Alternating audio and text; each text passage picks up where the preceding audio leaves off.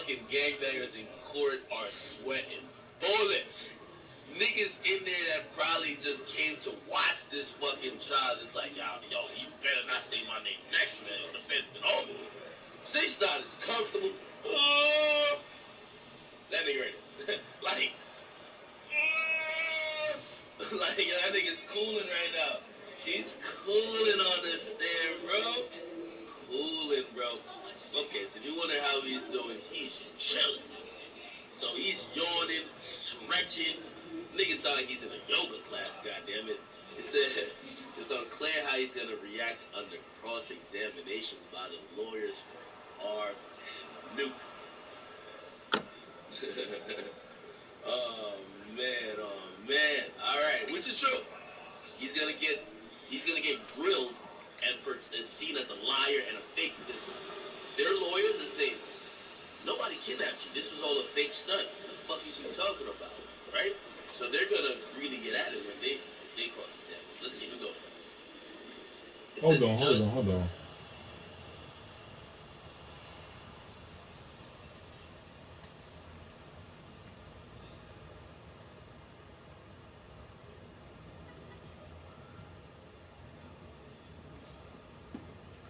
I don't even know what the fuck I just won.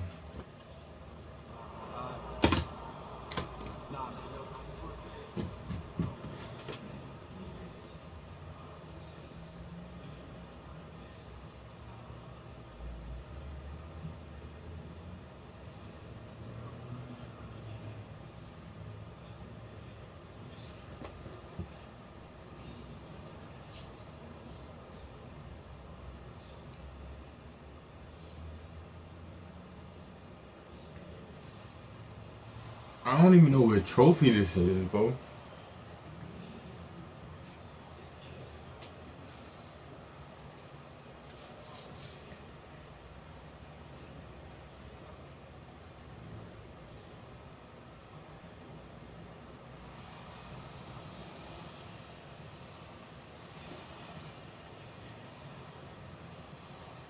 What did I win? That's the rookie of the MVP. Like, what's up?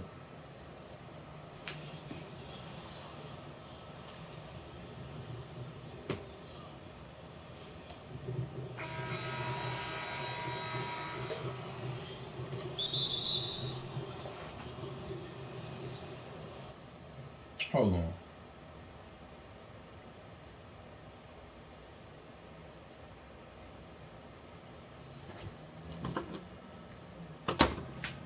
There with Rajon Rondo, and it's James in at the small post.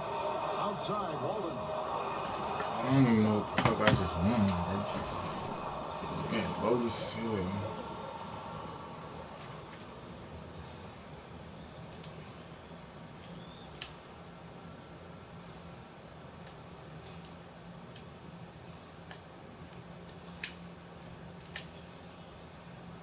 Damn, I forgot to change my jump shot, man. Fuck. Engelmeyer rules that government exhibit 808 can only be considered by the jury against Harp, not Nuke. I'm guessing is 808. I think 808 might be the text messages for Harp. So they're saying only consider the text messages, even though both of these niggas supposedly kidnapped them. If one nigga's texting about a kidnapping, it don't mean the other nigga's automatically guilty, right? So only consider it for one guy, not the other guy. And it says now 6ix9ine answers that he won't interpret or verify the 380, which is a pistol. He said Shotty used a small handgun. So I guess 6ix9ine. So yesterday, 6ix9ine was saying so much, like the nigga was like, yo, like he was just saying everything. The judge was like, nigga, you slow down, bro, and stay on fucking top, right? Like you, like if they, it's like basically they said, so 6ix9ine, explain what happened. So I'm in the car, right? Boom. I can imagine the car. Boom. I see two niggas run up. His homie pull up here and they're like, whoa, whoa, how you know it's his homie? It could be two random dudes. Like, just tell the details. Let people interpret it when they're making their decisions, right? So, I guess they don't want him getting a Breakfast Club interview. Nigga, speak straight facts and just move on. So I guess the prosecutor probably talked to him yesterday, like, yo, nigga, what what you did in court yesterday, because there was mad objections and sidebars, and the judge scolded 6ix9ine and even told the prosecutor, like, yo, get this nigga in line, man. Like, he's saying shit that is not, like, he's not keeping it on the factual basis you're trying to establish. Look like he's telling a story. You feel me? And when you tell the story, depending on how you tell it, you could get people to get on your side. You feel me? Oh my And it's just not God. testifying for his freedom, so of course he wants to get on his side. But the judge got to be fair. Nigga, keep it to the facts, boy. Anyway, somebody say he's in interview mode. Yeah, they probably think it's a Breakfast Club interview, right? All right. Anyway, so it says 6ix9ine. So 6ix9ine. So before 6ix9ine would be like, yeah, Shotty had the 380 on it, right? Like, and then the government or the defense would be like, how you know it's a fucking 380? Like, were you around the gun, or you're just visually look like? Why you need to even say that? It's a gun. Whatever. Anyway. It says now 6ix9ine is asked about the phrase on deck and will he use in the sentence. What the fuck? He says, I got the Henny on deck. He said it like in the club. So I guess that's he uses. Again, you gotta translate shit. Translate all lingos, all street lingos, all street gang Oh my signs. God, I need to change my jump shot. I But keep jurors, forgetting who to you do can that imagine, are shit. middle-aged white people. They don't deal with Negroes. They don't deal with fucking hoodlums who are just gangbanging all day. So for them to understand what the heck is going on, you gotta explain what the fuck does on deck mean. And he using the sentence like that. All right, bet. Look, why somebody said now he's snitching on New York slang? Nigga, that ain't no snitching. Everybody know on deck means. All right, bet. Oh, this I was reading. Now with the jury at the room, Judge Engelmeyer tells the government to show how it would question 6ix9ine about what Shotty told him in Santa Ana, California about the incident at Smurf Village back in Brooklyn. Now 6ix9ine is being taken out of court for 10 minutes. Honestly, man, I was in Santa Ana, California with them. I told you that's what we were riding around with. We were riding around like the fucking Secret Service. 30 cars, bro. Let's get it. He ain't say nothing to me. Thank God. We're back, and Judge Engelmeyer says he's sustaining my own objection because 6ix9ine is not answering the questions that the prosecutor is asking about how the prison lineup, works, and he decided who would run, how the prison lineup decided who would run the operations at Smurf Village in Brooklyn. Where's Smurf Village? I don't know these places, honestly.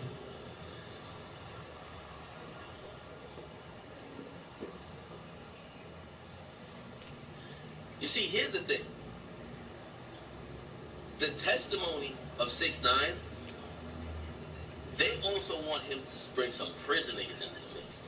Like again, in the hierarchy of the gang, like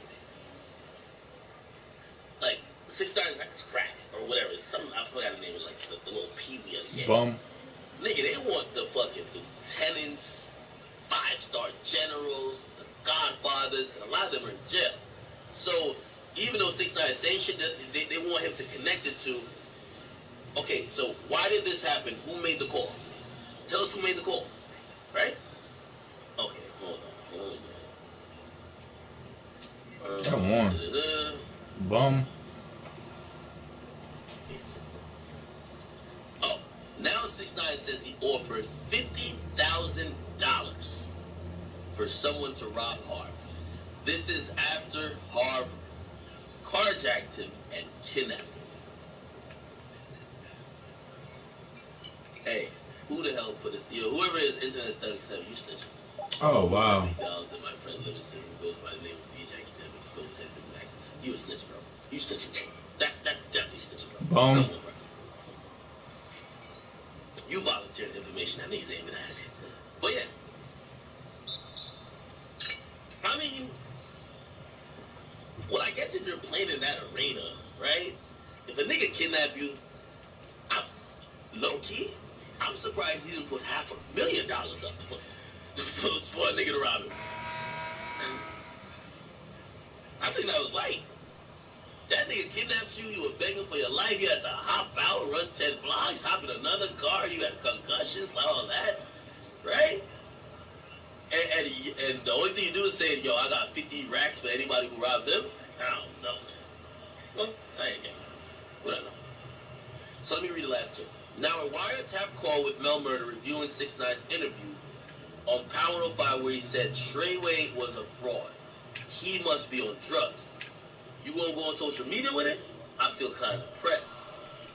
Then the call continues. We made you who you was so you can help us with our situation. We gave you life. You wouldn't be shit without Treyway. This nigga a whole bitch. So they have a call with Mel Murder's voice, but I don't know who he's talking to. Maybe it's a 6ix9ine. You get me?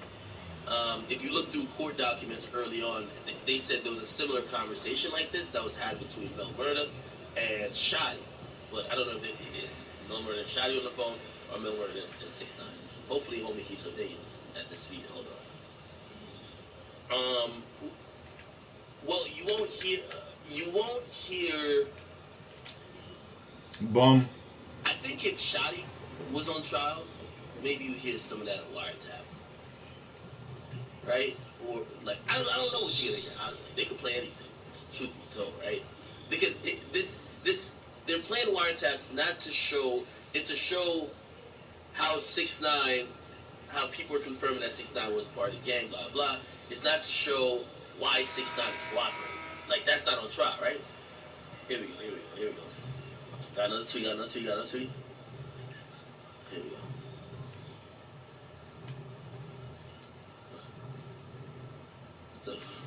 What's wrong with the ball, bro? Come on. Why somebody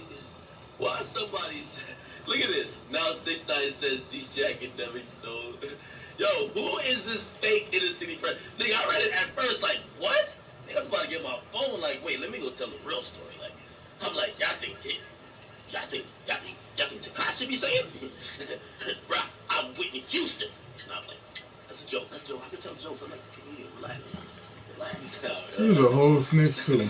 Goddamn shame.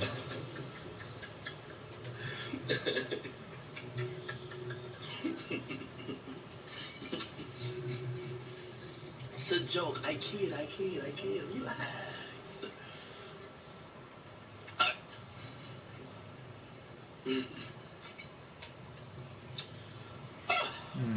Prosecutor says, have you ever heard of the term dry snitching?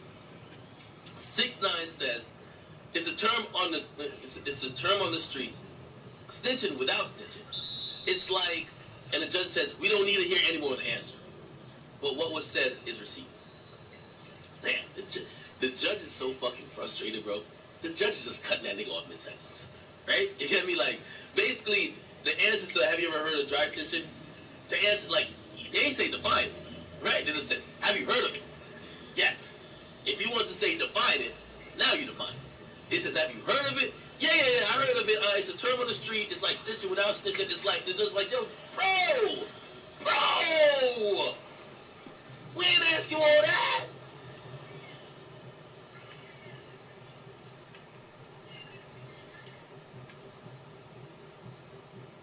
Another tweet. Hell no. Oh, hell nah. Oh, no.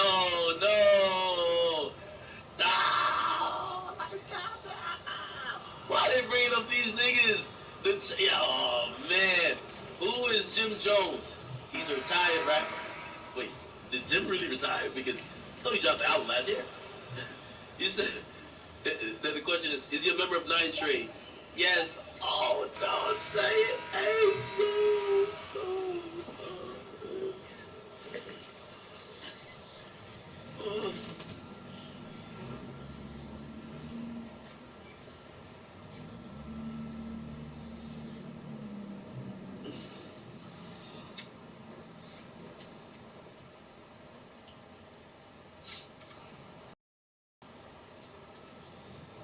I ain't gonna lie, y'all.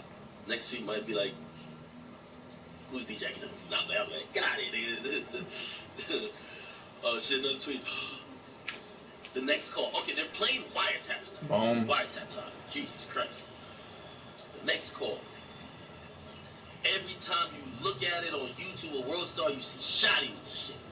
He didn't get enough money for that. Now his show's all canceled. He ain't a gang member no more. TMZ want to talk to the nigga on Monday. We don't need to be on no TMZ. This nigga glass my shit. You dead ass. It's called fucking Towns, bro. No. This is a different call. Who is talking to who? We don't know who's talking to who. You know what kind of dawns on me is, remember what Shotty told 6ix9ine early. He says, "Yo, we heavy behind the walls." If 6ix9ine was supposed to do like 10, 15 years, it would have to be like literally like in fucking isolation. Like he couldn't really do it in no regular prison. Here we go. You better stalk that shorty. No security gonna want to work for him. He gonna have to stay in your house. Security of New York can't run around with guns, right? Somebody says, unless they ex-cops. That's very true. Ex-police officers in terms of security can run around with guns.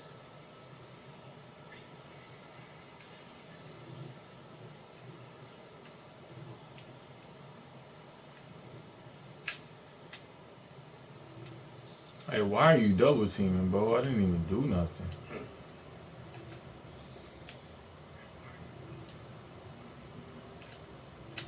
Bitch. Man, oh man. Oh no. Say it isn't so.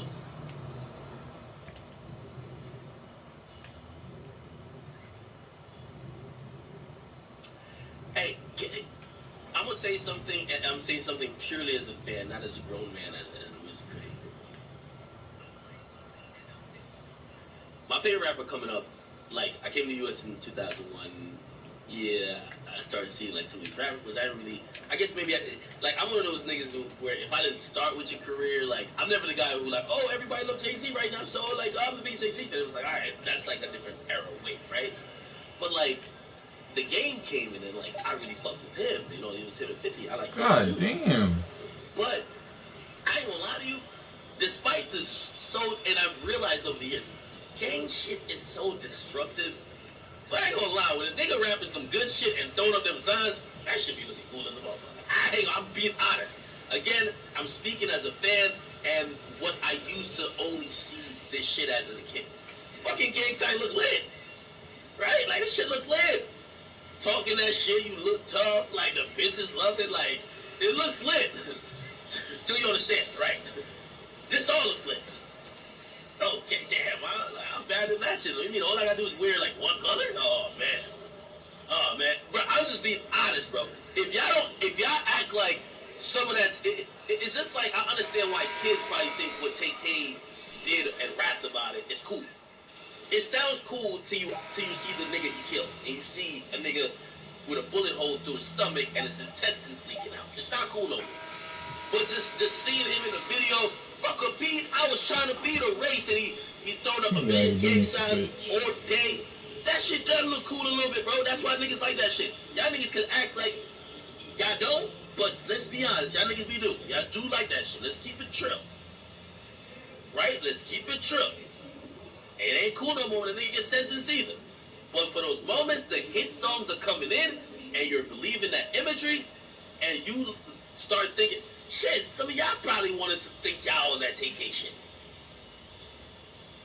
I'm only saying that because it's that hypocrisy about hip hop.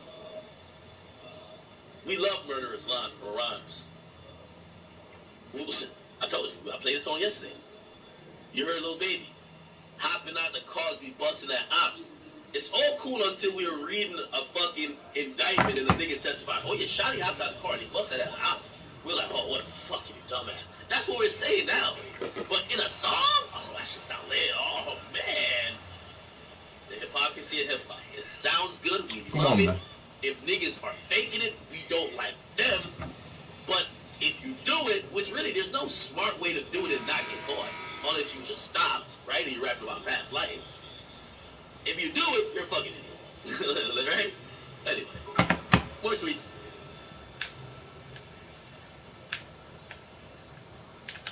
What am I getting double teamed for? 6ix9ine is perched in the witness chair. Listen to the wiretap call. Say you ain't never put no work in. So who the fuck are you? We made the little nigga.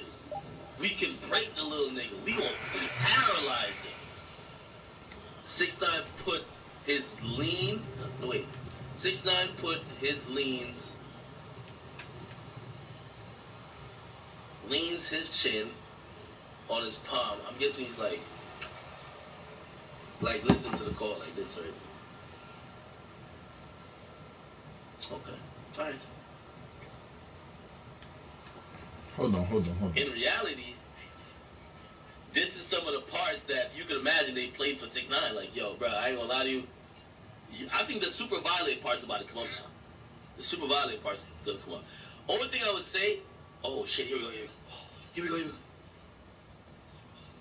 Now, the prosecutor asked 6ix9ine about his cooperation agreement. He told the government he brokered 1 kilo of heroin in a deal in Bushwick around August 2017.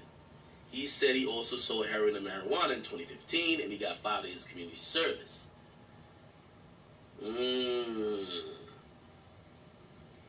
Wow. Now he talking about selling drugs. He gets locked up, and they play this shit for him while he locked up. Oh yeah, these niggas plan to paralyze you, bro. Yeah. We got a nice deal for you, though. Do you want to get super violated? Yo, academics a bitch. Hell no, you ain't no fucking 2 years. You must be out of your fucking mind, man.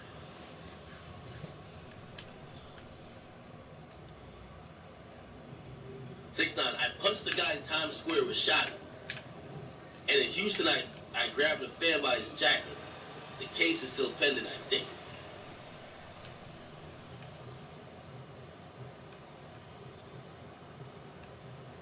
Hey, at least y'all can't say he's snitching on nobody else. He talking about himself. That nigga snitching on the world. He talking about himself. Why y'all keep saying where is he gonna live? 6ix9ine gonna 100% live in California. Not LA. California. California's mad big. There's mad like isolated areas in California. You don't have to go to Montana. Of course he could go live in Montana somewhere like far away, but honestly, I just personally think he could go live in Atlanta. I'm sorry, like I just don't think he won't live in New York. There's a faction of a blood set that that hates him from New York. But y'all niggas is acting like he has to leave the fucking country. I think he could live some parts in California, not LA. I think he could live some parts. Give me the ball, bro. It's just big, bro. It's rural, my nigga. Damn. It's big and rural. You live in like one of them communities that got all mansions and like there's fucking 3 windy roads that take you all the way up there. You know what I mean? Like, you could, I'm telling you, like New York is different. Like, it's mad accessible to get to your crib if you live in New York, for the most part. Jersey, some places you could dip off. I think you live in Jersey. But why would you want to live that close? Because while the niggas might not take flights, like 20 of them to go to Cali and fucking go get some guns and go try to kill you, in Jersey, yeah, they're coming over there. Like you said, Jersey, yeah, they coming over there. Yeah, I think you gotta leave the country. Here we go. Wow. Oh, we picking up right now. Mr. Hernandez, have you been sentenced? Hold on. Why is they're asking about the same shit? Okay, Mr. Hernandez, have you been sentenced? No. What's the maximum you face? Life. What is your understanding of a 5K letter? It has the good, bad, and the ugly about it. The judge gets it and can go under the mandatory minimum, like time served. Let me look up what a 5K letter is, please. Seems very important. Bunch of snitch shit, that's what it is. What are you talking about? 5K. Okay, hold on. You got it. What is a 5K motion? 5K. By the way, you niggas need to start using Google too. A lot of y'all just be on some. The hood don't teach you shit. You can start using fucking Google. That's what's gonna help you or if you have to understand the legal system, whether for you or for a homie or for family member. 5K or 5K motion. The federal system is a motion filed in Section 5K.1 of the United States Sentencing Guidelines, requesting a sentence below the guidelines based on substantial assistance by the defendant. Okay, so basically this is the motion that I guess the prosecutor has agreed that he will get less than the mandatory minimums in his in some of the things he pled guilty for. One of the things he pled guilty for carries a mandatory minimum of 15 years, which means without this motion being filed and approved, right? It has to be filed by the prosecutor and approved by the judge, and the prosecutor would only file it if you're cooperating. Then the judge could say, we're not going to give you 15 years, we're giving you 2 years. Other than that, the judge cannot go below the mandatory minimum, right? So if you don't cooperate or do something that the prosecutor deems is worthy of this motion being filed, it's just not going to happen, right? Okay. All right. Many people have seen films like Godfather, Gangsters Would Rather Die Than Betray a Co-Conspiracy. Hell no. Turns the truth is the government does a few things well. It can amass an army, Truthful. it can grow, and it can get criminals to rat each other. Oh yeah, I can see that. Get criminals to rat each other out. The reality is sometimes it's closer to American Gangster, where a criminal is caught, then decides to cooperate with authorities to get a lower sentence. I got 52, they chain got 53, that's a goddamn shame. Is through a motion called 5K 1.1. While many people engulfed in criminal investigation do not relish the idea of helping federal agents arrest colleagues, they often do. Sure, it may not come as a surprise that a criminal would save his or her skin by betraying others. I've always said that.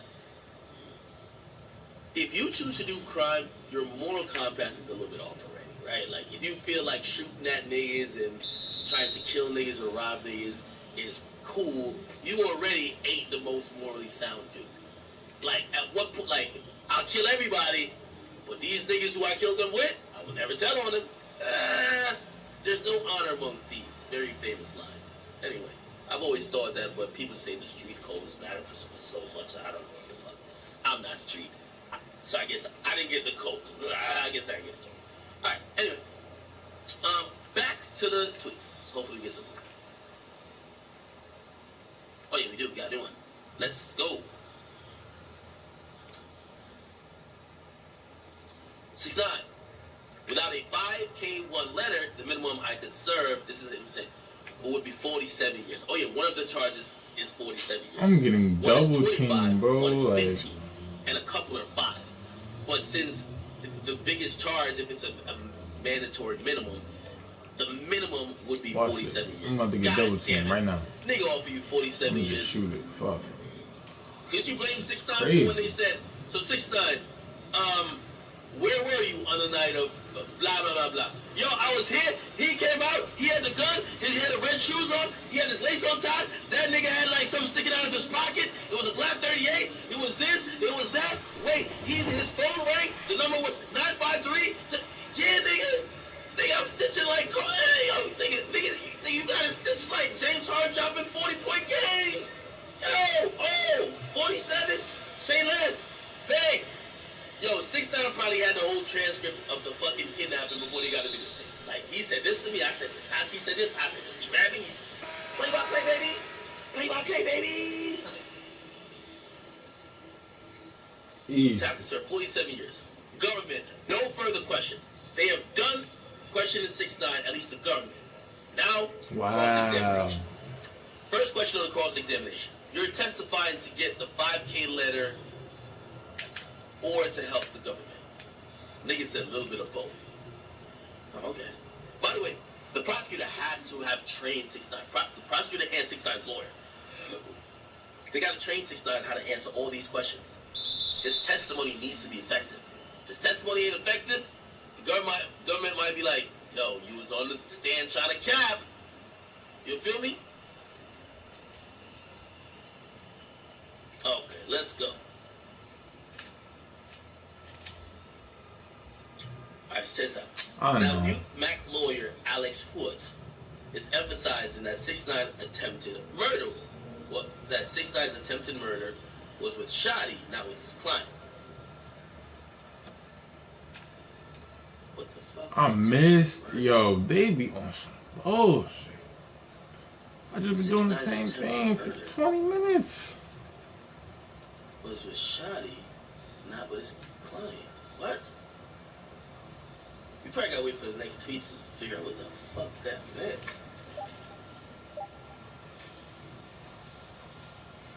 So who taking 47 years? All in favor of taking a 47-year sentence, say aye. This nigga academics is a nut, bro. Straight nut.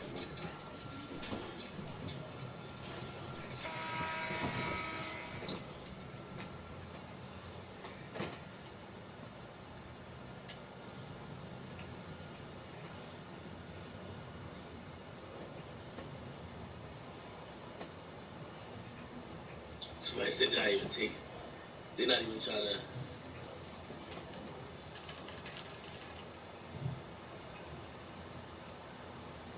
What the fuck? Somebody said they wouldn't even take 47 hours. Y'all niggas, man. Not one.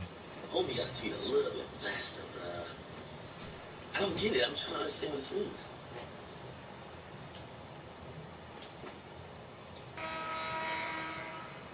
It seems like, is this snitching? Let me ask you a question. Great. If one of the guys, so the guy's lawyer, right? The guys who are on trial, if they say, bro, you know it was my clients who did that. Shotty was behind that. Is that snitching?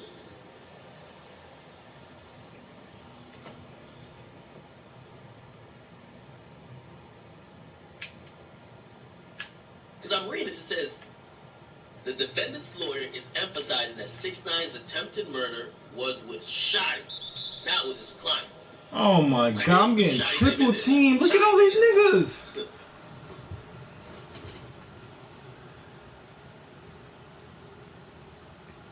Yo, Just, thank you for the 100 bits, bro. Thank you so much. He said, yo, what's good, Act? Long time and loyal chat nigga. Thank you, bro. He said, bless me with a play, please. Just drop this new fire. What you drop, though? You rap, you sing? Hippo Beast, what up, man? Straight bot. What's poppin'? And Jeffy's Twitter, thank you for the subscription for the Prime. Also, MCHPW1. Also, there's a couple more people who I forgot. There's so many. Jesus Christ. RG Breezy, I'm sorry. He says, yo, check your music email and get back to me. I will do that.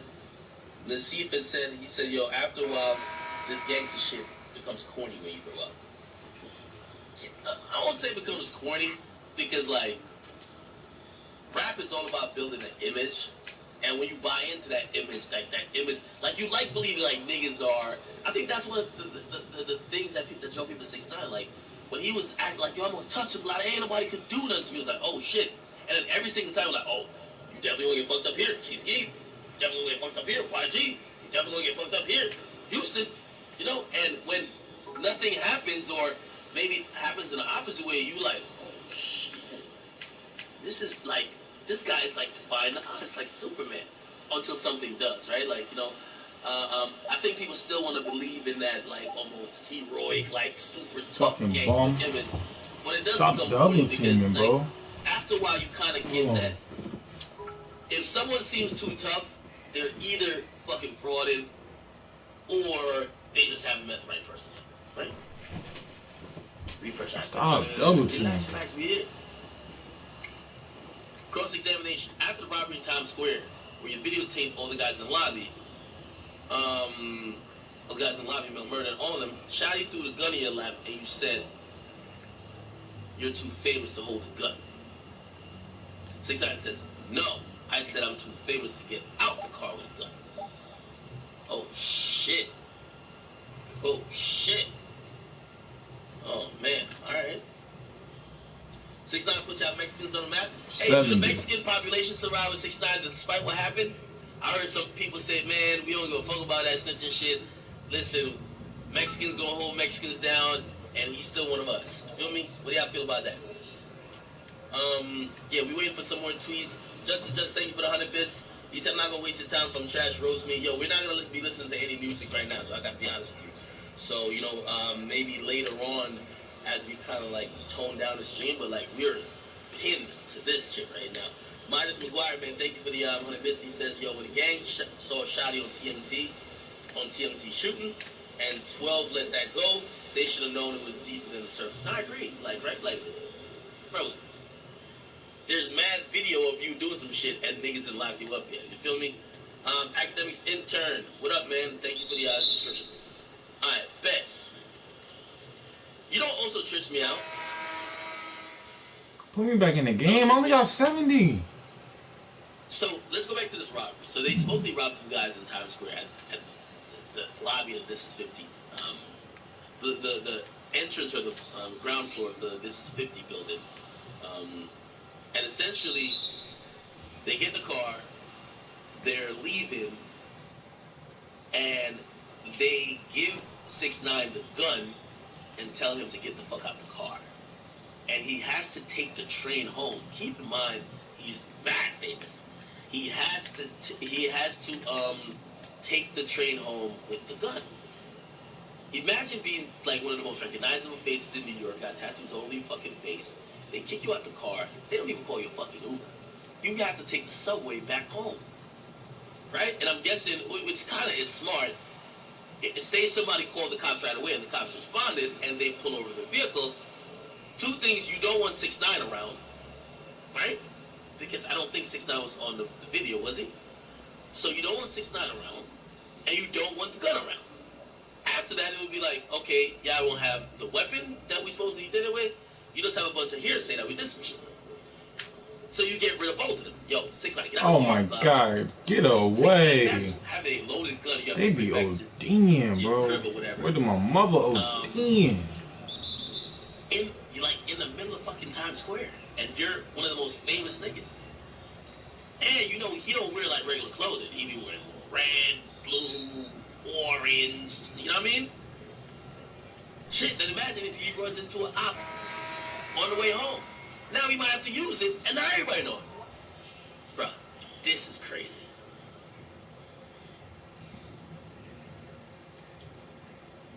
Cross-examination question. What does trolling mean to you? Okay, so by the way, they're setting up this whole angle of, yo, bro, stop the capping. You know you were trolling. My client didn't kidnap you, right? He says, what does trolling mean to you? 6ix9ine says, showing a little bit of my personality. I wasn't trolling. I made a video saying, fuck Chief Keef. Okay, they look like they went to Chief Keef situation. Just randomly now, okay? It says, then you ordered a shoot. And 6ix9ine says, correct. Again, he can't lie at all. These are factual things he's already copped out to. Wow, that shit bounced back. Give me the ball.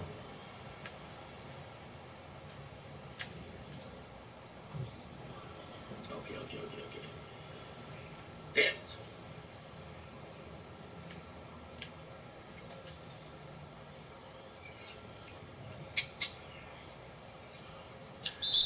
Let me ask you a question. Because in the rapper world, I remember when, when Meek had Safari beat up, Meek hopped out of the car and 30 niggas rushed Safari and beat him up. A lot of people defended him by saying, yo, Meek is a boss. Like, he's not supposed to get his hand dirty. His homie's supposed to handle his light work. I'm a famous rapper. Why the fuck am I going to be doing whatever? I was watching lightly a part of the Breakfast Club interview that he did. The second one. Or the one before the last one. And he was like, bro, why the fuck would I ever be doing the shoot? Nigga, I'm the famous one with the money. I would hope. No, I'm I would cold because they double teaming. Like, god right? Because damn. they were saying, bro, you don't care about the people who have to go possibly take a bullet for you or shoot somebody for you and be like, it was like, what the fuck? Like, I would hope somebody, like, think I'm famous. How the fuck I would do, right? And I do think, like, I'm trying to see where y'all gauge this. That's why I use those situations to ask this. How do you feel about 6ix9ine calling a hit? Like, yo, go get that nigga. Like, yo, I got money on his head. What up? Is that gangster? Or would you have only respected him as quote unquote gangster if he had done it himself? You feel me? Like I've always wondered where people fall on moves like that, right? Like if you saw Meek Mill fighting with Safari, like what type of broke nigga shit is this? Meek hops out the car, 50 niggas on Safari, you're like, that's some bullshit. I think some people say that's some bullshit. But a higher escalation of that is you saying, all right, cool, yo, go shoot that nigga.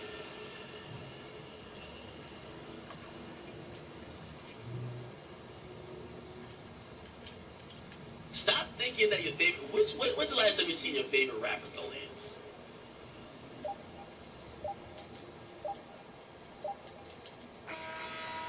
When's the last time you seen your favorite rapper throw hands?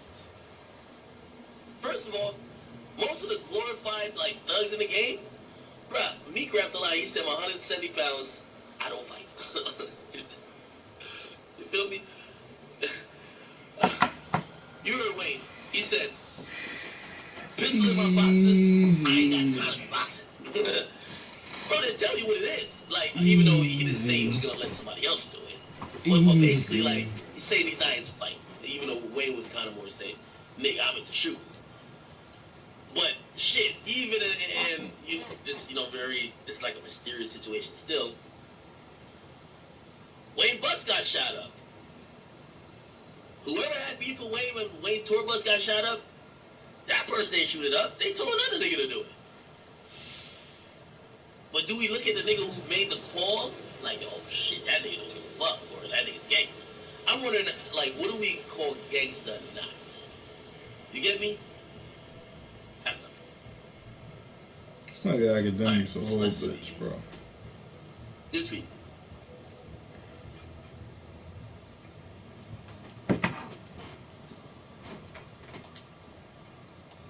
Whoa! Cross-examination question. If you get time served, 83 points on. You get out at the beginning of next year, correct? He says correct. 6 done at the beginning of next year? Oh, shit lit. Hold up, man. Hey, hold up, man. This nigga academics, we hitting this shit. Hold up, man.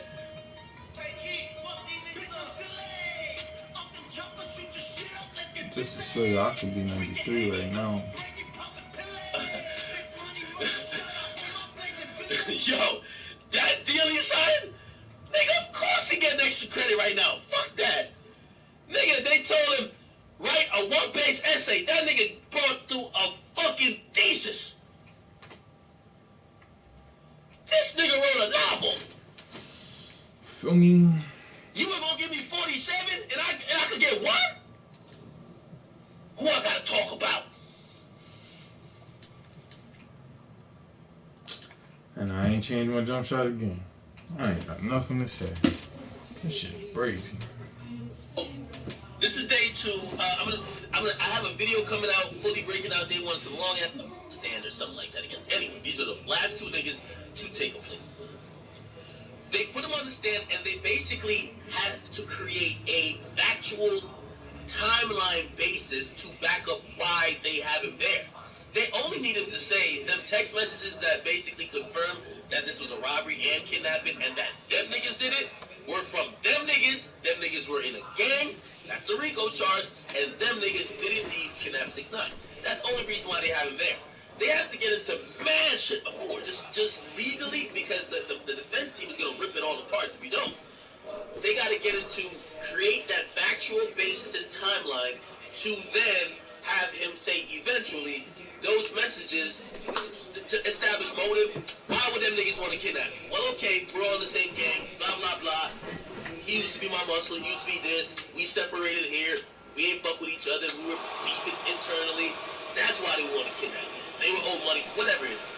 That's essentially what it is. Anyway, while going through that, he used to be a busboy. He had to say, like, he fucking, he didn't really get brought into the game, right, like other people. He mentioned Trippie Redd. I don't know if this is on his own recognition that he's mentioning Trippie or how the prosecutor's trying to paint the case and probably already they talked to him about it and say, bruh, we are going to position your music because I never found out till now that Gummo was supposedly a Trippie Redd diss song. From what 6ix9ine told me directly, Cuda is a Trippie Redd diss song. They were blasting Gummo in court. In Gummo, there's a line that says, shout out, blah, blah, blah, and it was blanked out, and every time he beefed with somebody, he changed the name. So shout out Casanova, I fucked that nigga, or just shout out Trippie Redd, I fucked that nigga bitch, or anybody's name. It was just, from my understanding, it was never a direct diss track at Trippie Redd, even though that beat was given by Pierre Bourne, blah, blah, blah. Again, I'm just giving you out a little bit before I just start reading, okay? So, I think how the prosecutors are trying to paint it against the defendants is that basically it's a gang versus gang beef. So, it was a Trippie Redd, and Trippie Redd's in another gang versus y'all gang, and it was rap beef turned into street beef. Again, I don't know that to be fully the case, but again, I'm learning this shit just like y'all were reading this shit. Okay, anyway, he's on the stand today. This is the first like joint that basically started.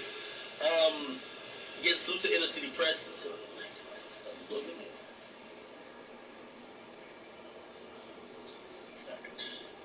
take this one, right here.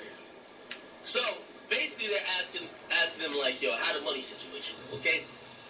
Again, Oh my God. these things are important in having a prosecutor prove a RICO case. A RICO case is a criminal organization act, and it's an act of conspiracy. So, what is going to be a part of the conspiracy? How is the money flowing throughout the organization? Okay, 6 9 already admit he's in the gang, but they could just say he's not in the gang. You feel me? He's saying I've been supporting them monetarily. They also took orders. He has to admit it. By the way, everything he's saying now, he said worse when he pled guilty. He had to plead guilty to mad other shit. You feel me? He just has to say it now with reporters writing it out. You feel me? Like this is an open court. He pled guilty in closed court. And of course, the niggas who he's testifying against, they're probably looking him right in the eye like, I want to kill this nigga. Let me just be honest, right? Anyway, so they said, you understand that the money you gave was for people behind the From New York and on the new Hot 97 app. Ebro in the morning. On Hot 97. Breaking news. Here we go. Rachel Dolezal is back. What? What happened? She says, quote, I too am a 9 Trey blood. Shut up. Shut up. I ain't even mean to pull that. Sorry, we were having too much fun with the Tekashi 6ix9ine jokes this morning. One of my favorite memes that's out there is the prosecutor says, anything else, Mr. Hernandez? 6ix9ine tells the courtroom, I forgot to tell you Florida Mayo's letting people leave with nutcrackers there. It's terrible. Yo, it's terrible. But I want everybody to pay attention to what's happening. There's 2 things happening in this court case that we're watching unfold. Well, there's several things, but I want to focus on 2 before I get to the other. One, the prosecution is bringing up these names. The other rappers' names. The other rappers' names. Cardi, Jim, son. He threw shade at Jim, confirmed in his mind that Jim was affiliated, and also brought up Cardi B. I think there was other names in there too. The reason they're doing that is because this is a federal case and they have reason to believe, and they're trying to get other people, and he's helping that situation. What also is happening is the defense is trying to show that Tekashi's a liar and he has no credibility. Are you serious? Because that's why they're bringing up, if you saw this in the transcript, the defense brought up to Tekashi, so by you cooperating, you could potentially be out of jail in 2020. He said yes. They're basically painting a picture that he'll say anything and do anything. They even brought up his trolling on the internet, the other things he's lied about. Yeah, I mean, he said as soon as he got arrested, he began cooperating right away. So, my bit of advice to everybody out there who continues to chime in that this one is not this and this is that, is to shut the F up, man. Seriously. Please. Stop trying to jump up on the internet and say who is and who ain't. Because how do you know? This is federal time we talking about. This is a federal case. I'm for all the jokes. All the jokes. All the jokes about, look, I'll forgive Tekashi 6ix9ine if he snitches on Trump. I'm for all that. The MAGA hat means 9 Trey blood. Now, I'm for all of the jokes if y'all want to do all the jokes. But people trying to help with the messaging, stop, man. Y'all gotta stop. Because this is crazy. I never seen anything like this, guys. Yeah. And I done seen a lot. I've been doing this longer than you. And y'all need to stop and shut up. Now, is it true Trump showed up to sit in the courtroom? Is that a true thing? I read that too. Why? I don't know. It's very strange.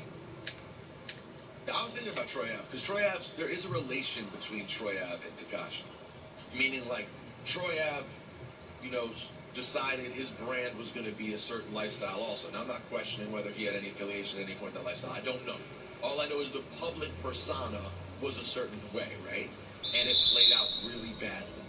It ended up having a really bad circumstance occur. Someone lost their life. Someone went to jail. He ended up getting shot. It was a really bad circumstance. And it's like the Tekashi version, you could call it better or worse depending on how you look at it. It was like another more extreme example of this brand that you're portraying publicly becoming something that's just out of control. So I thought it was ironic when I saw him there. I was like, I never really thought about them together. But they're both New York stories that have this terrible climax. Well, you know, the one thing I think everybody should focus on is, you know, there are so many artists out here who have made their path to success in music by not trying to perpetuate a lifestyle that they're not a part of. Right? You got rappers that are called weirdo rappers or nerd rappers now. You got kids that is out here just dancing, having a good time, making a way for themselves in music. It's a lot of different things. And getting, you know, I know there was a period in hip-hop where getting that street credibility stamp was super important, where it was like, yo, you real, son, yo, the hood, you know this, the streets, that. It's not that way anymore. And if you're not of that lifestyle, Oh my God. perpetuate that. And you know, and I know people who are of that lifestyle and still choose not to perpetuate that in their music. Because why would I want to do that in music? If that's my real life, why would I want to get into music to have fun? Speaking of which, can we hear the best 6ix9ine jokes? Because that's what I was focused on. You know, I don't normally get excited about like Twitter trends with jokes in them where everyone's making fun of one thing, but the Tekashi ones were pretty amazing. Well, my favorite was Fonte from a group called Little Brother. He's a great, he writes good comedy too in skits. Yes, he's very funny. Said Tekashi 6ix9ine has more features in his testimony than he does on his album. Facts. It's fire. That was fire right. And facts. Super facts. Judge, you're looking at 40 years. Tekashi, Your Honor, have you ever noticed the color of Trump's hat? Great meme. Great meme. Well, because that's how, was there actually a moment, though, when they said you're looking at blank amount of time and he brought something up? Well, no, they said if you cooperate, you got that thing about him getting out in 2020. Got it. They brought that up. That actually did happen in the transcript. And is it still going today? I know Lisa Evers from our Street Soldiers program is down there, so they could be hearing some more testimony. Oh my God. And things like that. Well, did they get to the end? Do we know if they were at the end? We don't know. He's done? I think he's done. Man. I need more. Bro, this is going for, it was getting too crazy, bro. There was one more that was too crazy. No, just the whole thing is too crazy. And, you know, Laura brought this up earlier, I'll reiterate it now. The individuals that financed a lot of this craziness from the record label side. There's no accountability there. And we've talked about this on the show from back when everybody was mad at me. Yeah. It's just, don't you think, like, what role did they play? They were all over Tekashi when he was on top and he was hot, he was making music and selling records, right? But right now, it's a lot of things that we should just kind of like, you should ask these questions, like, what happened to them? And, you know, with 50 Cent out here making jokes, I saw Tekashi's fucking baby mama bum. with 50 Cent yesterday. Did you guys see that? No. So 50 posted a meme that was funny. Why'd you go at 50? Because of the meme? No, because 50 was embracing him and, you know, showing him love, and she was like, you know, you're a part of the problem too. So it's a mess out here, bro. It's messy. Super mess. What a terrible impact Tekashi had on the game. Was there any positive that came from it? If the most positive thing was Fifi, I need questions. Because there had to be something. Because musically, he started. I feel like he started getting a little better when his album came out, but it wasn't great. So musically, there was never anything great. He couldn't rap, and all we got out of it was crime, snitching, beef, and Instagram memes. You know, everybody does everything for likes, Rosie. So I know from a clout standpoint, the memes yesterday. And by the way, New York City, we should be embarrassed. This is embarrassing. Y'all can act however you want. Oh, the music was hot. This should be you should be embarrassed. You should be embarrassed. It's hot nonsense.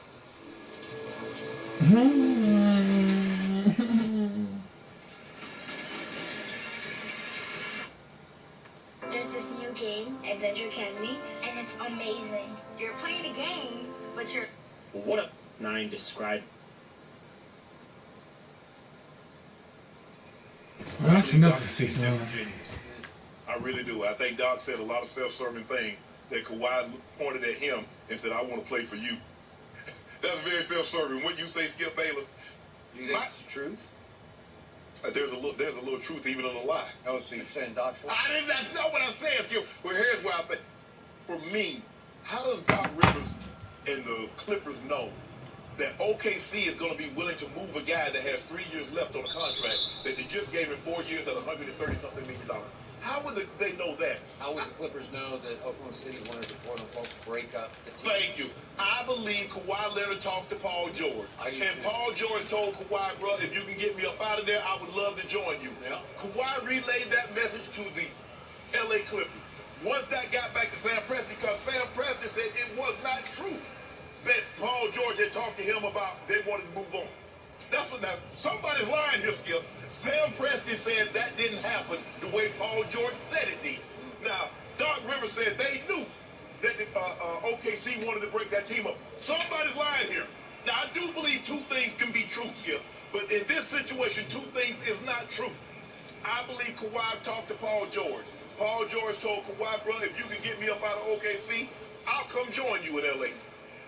They told that to them, and they said they moved heaven and earth. They gave up first round after first rounder after first rounder, and players on the team, they gave up Alexander, they gave up Gallinari, so they gave up a lot. They did. And it happened. But Doc said, he told Steve Ballmer, it's not enough, it's not too much. We got to do this. Yes. We need it. So, what I'm trying to figure out here, that everybody crushed LeBron James because we need help. Oh, so that's where this is coming from.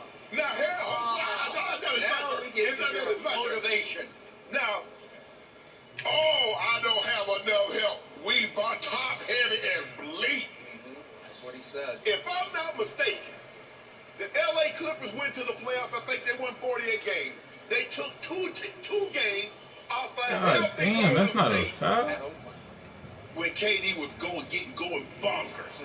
And it took a Herculean effort in game 6, when he dropped 50 to finally get over the hump. Last couple of games. Now, Kawhi Leonard, the MVP, the best player everybody wanted, saying, Doc, y'all ain't got enough. You don't have enough of a team that went 48 games and took Golden State, healthy Golden State, a team that Kawhi beat in 6 games. And you know what I'm saying, Skip Bayless, that was very unhealthy. Kawhi needed help.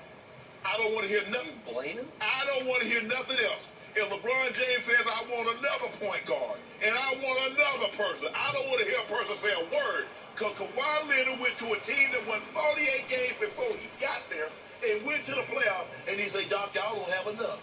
Wait a second. LeBron was willing to trade the entire Laker roster to get to what you call the second best player in the NBA to LeBron, Anthony Davis. Right? Because you know what? I believe in the next 3 or 4 drafts, there'll be a Lonzo Ball.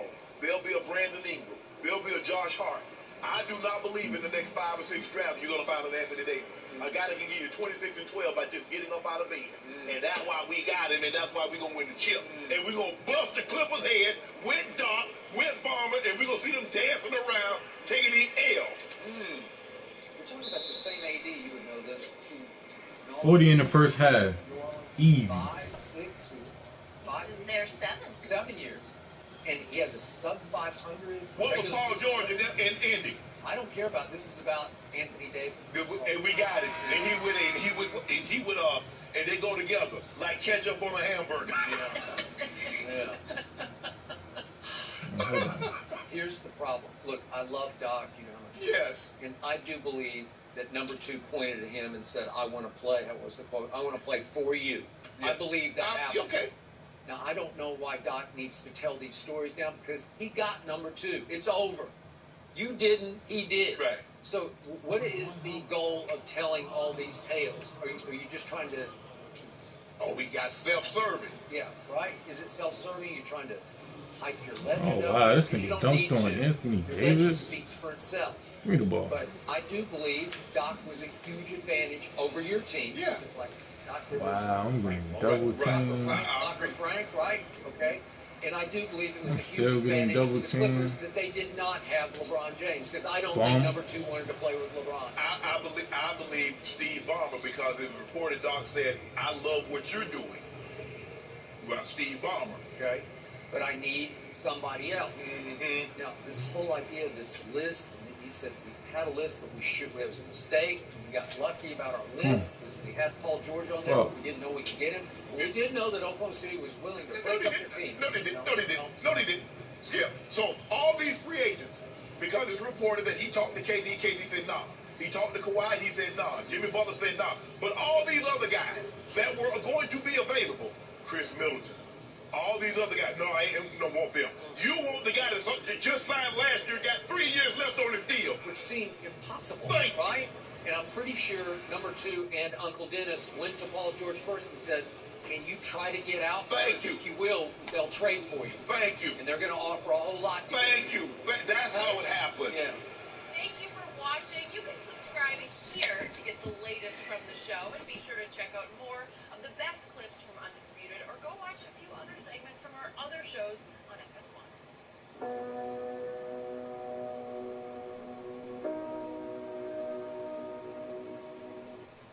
That shit is crazy. Oh, I'm about to be back. I'm gonna play some Park later. Yeah, subscribe, man.